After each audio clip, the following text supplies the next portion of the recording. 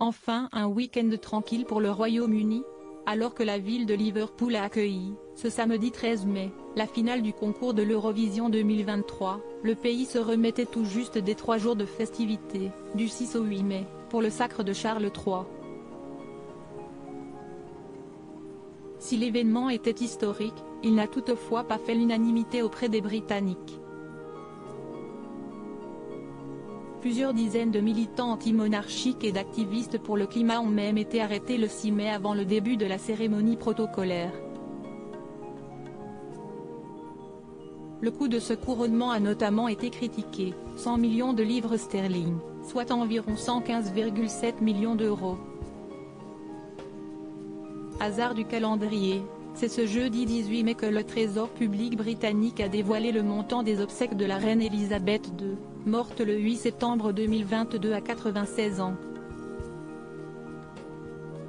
Là aussi, la facture est particulièrement salée pour les contribuables britanniques puisque le coût total s'élève à 161,7 millions de livres sterling, soit plus de 186 millions d'euros. Dans le détail, c'est le poste consacré à la sécurité qui pèse le plus dans l'enveloppe puisque le ministère de l'Intérieur a déboursé pas moins de 73 millions de livres sterling, l'équivalent de 84 millions d'euros, pour les milliers de policiers qui avaient été déployés à travers le pays. Quant au ministère de la Culture et des Médias, il a déboursé plus de 57 millions de livres sterling, l'équivalent de 65 millions d'euros, pour honorer la souveraine qui a occupé le trône britannique pendant 70 longues années, une première dans l'histoire du Royaume-Uni. Retrouvez tous les membres du Gotha qui ont assisté aux funérailles de la reine Elisabeth II. L'obsèque d'Elisabeth II plus fédératrice que le sacre de Charles III. Si ces sommes ont de quoi donner le tournis, la pilule risque d'être difficile à avaler pour les Britanniques qui font, eux aussi, face à un contexte d'inflation économique. D'autant plus que les deux événements ont eu logiquement lieu à 8 mois d'intervalle puisqu'il faut bien que le successeur du défunt monarque soit couronné. Si la facture des obsèques d'Elisabeth II est supérieure à celle du couronnement de son fils aîné, elle pourrait néanmoins ne pas faire l'objet d'autant de critiques. Les funérailles de la souveraine, célébrées le 19 septembre dernier, avaient en effet été suivies, en moyenne, par 26 millions de téléspectateurs sur les chaînes britanniques dont 18,5 millions sur celles de la BBC.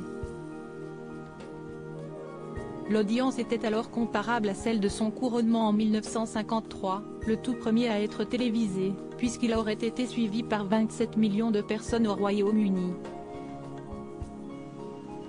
En comparaison, le règne de Charles III fait déjà pâle figure avec seulement 13,4 millions de téléspectateurs devant les chaînes publiques de la BBC, ce samedi 6 mai. Un pic à 14 millions a tout juste été atteint au moment précis où la couronne de Saint-Édouard a été posée sur la tête du nouveau roi. Les autres chaînes n'ont pas communiqué leurs chiffres mais la BBC concentre toujours la majorité de l'audience lors de ce genre d'événement. Charles III est en tout cas bien loin de la popularité de sa première épouse la princesse Diana qui reste en tête du classement des audiences télévisées royales avec 32 millions de téléspectateurs pour ses funérailles en septembre 1997. Article écrit en collaboration avec 6 médias. Crédit photo, agence.